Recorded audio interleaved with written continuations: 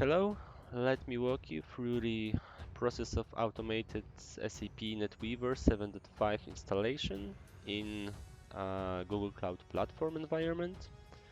So as we can see, we're starting with a single VM that's holding all the inventory, all the scripts that we're using. Terraform is already being launched.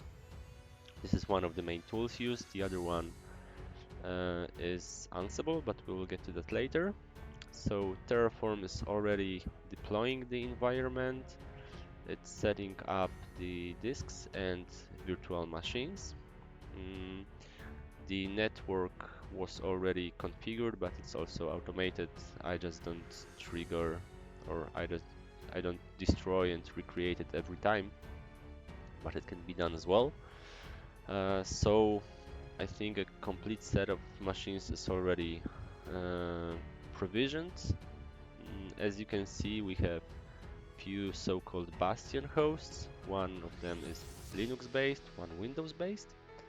They are in a separate subnet, and they have external IP so that they can be reached from the internet. And we're using them as a kind of jump hosts to reach the ABAP and HANA machines.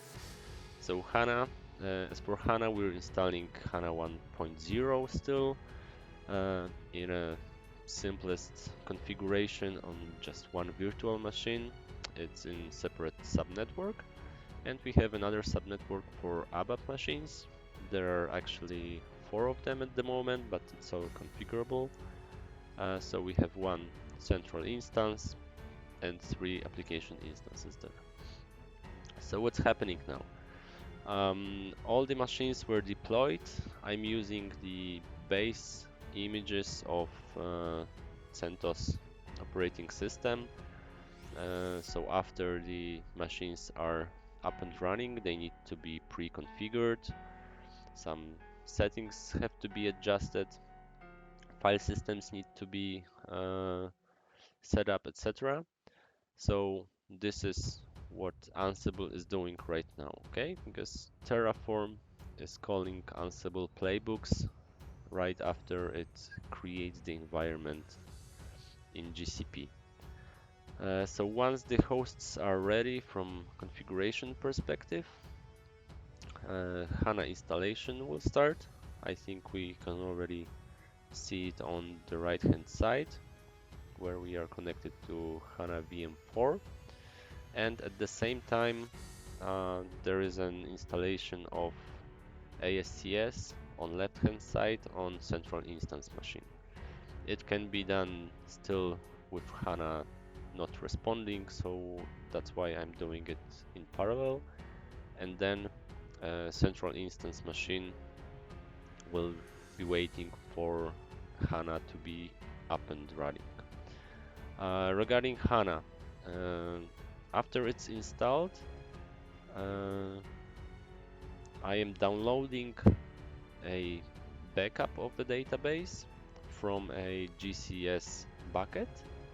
So it's a database that's containing SAP NetWeaver 7.5 system, a fresh one that was created or installed manually. Then I did a backup of that, and this backup is being used for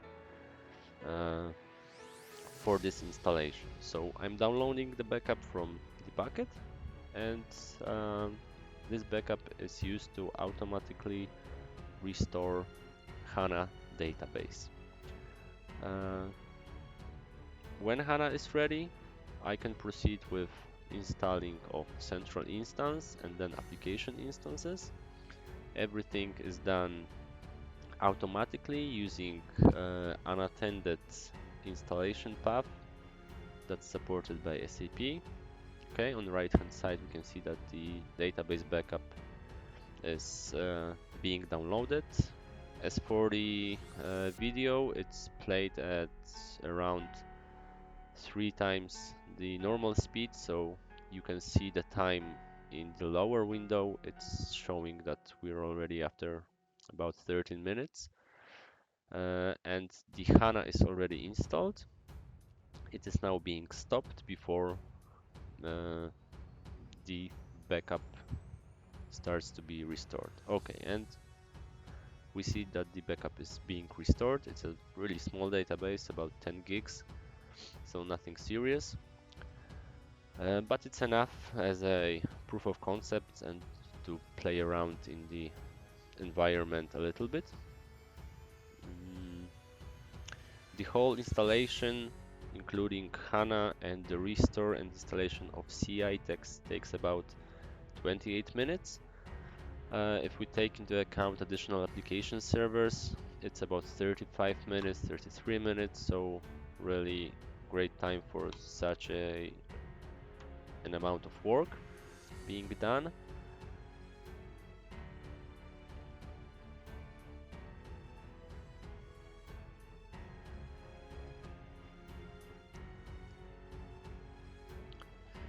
Okay, what else?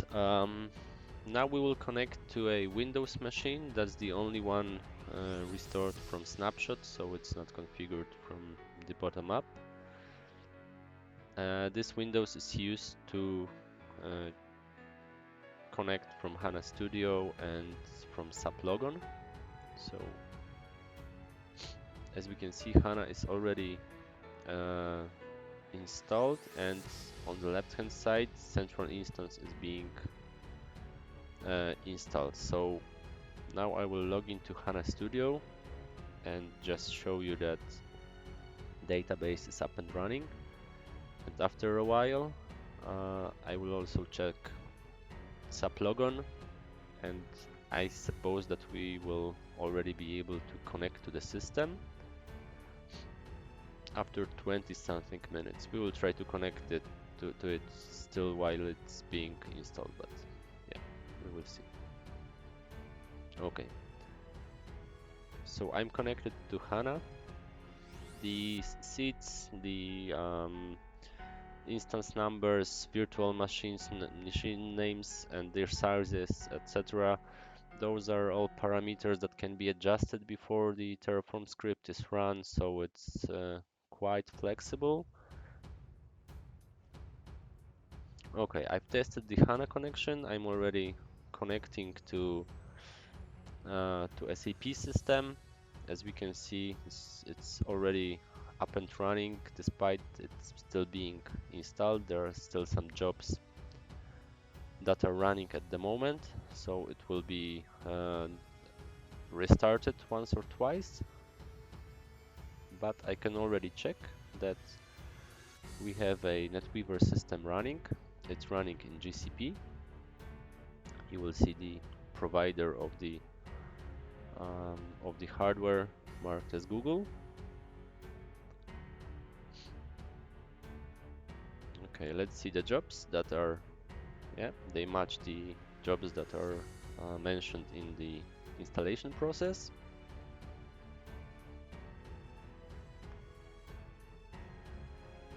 As for the central instance, also Google Compute Engine is marked as the manufacturer.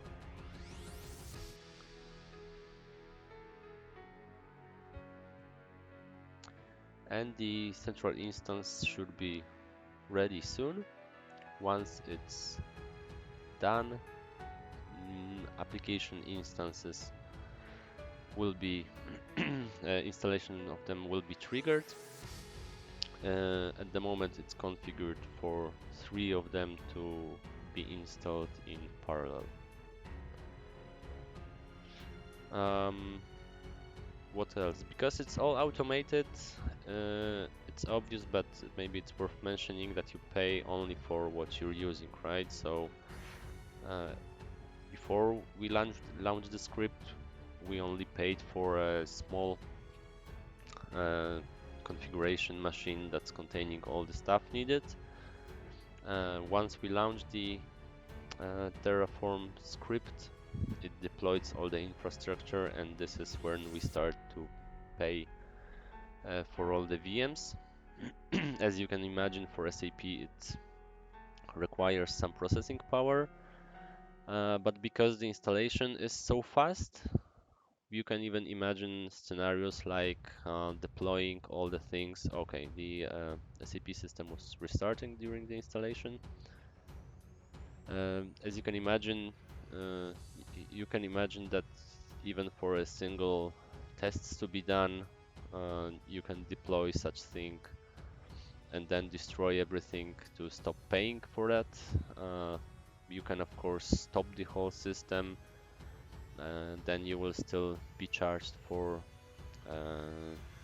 storage, for example, but most of the costs will also be frozen at the moment. Okay, so we're already at what happens here. Okay, 3 application instances are being installed in unattended mode at the moment. So after the SAP was restarted, I logged in once again. Now we will log into 2 out of 3 application instances. We will see that they are being installed. And soon, when I refresh the SAP logon screen in SM51 transaction, you will see that the whole environment, meaning 1 CI and 3 application instances, are already running. On the bottom you see that we are after 34 minutes of runtime, so it's nearly the end. Okay, ABAP is already starting on those application instances, so yeah, one is already finished. In fact, all 3 are visible in SAP logon already.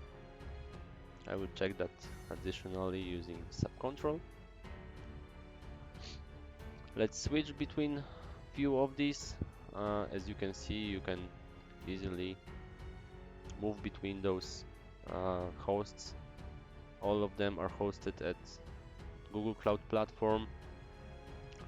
Now in the bottom, I run the Terraform apply script once again, just to show you that it's immutable, meaning that it doesn't behave like normal bash scripts that would do it again and again, and would mess up the current configuration. Right now I did some change to Terraform parameters. As I've said, some of them are modifiable, and as you can see, Terraform discovered this change and it tries to change only what is needed, right? So if I change the number of one of VMs, it destroyed, or it is destroying the this application instance. It's no longer visible in SAP logon. The VM is being destroyed, and after it's done, it will be provisioned once again with different settings, with different name. It could be provisioned with different capacity, and further on, it could be theoretically added once again to SAP logon path. But I canceled this due to time constraints, and now I'm just destroying the whole environment to show you that it also takes just a few minutes to get rid of all those machines. As I've said, you can also just stop them, but then you will be charged for disks. When you destroy them, of course you have nothing and the building stops totally. So thanks for watching. That will be it for now. It's a kind of proof of concept for me at the moment, but it looks really promising, and it shows that the SAP workloads can easily be run in the cloud, especially in Google Cloud Platform, that the installation can be automated and can be really quick one compared to the manual tasks that we normally do every time when we provision a system. Again, thanks for watching. Hope there will be more videos. I'm planning some projects that are even more interesting, so keep watching. Thanks.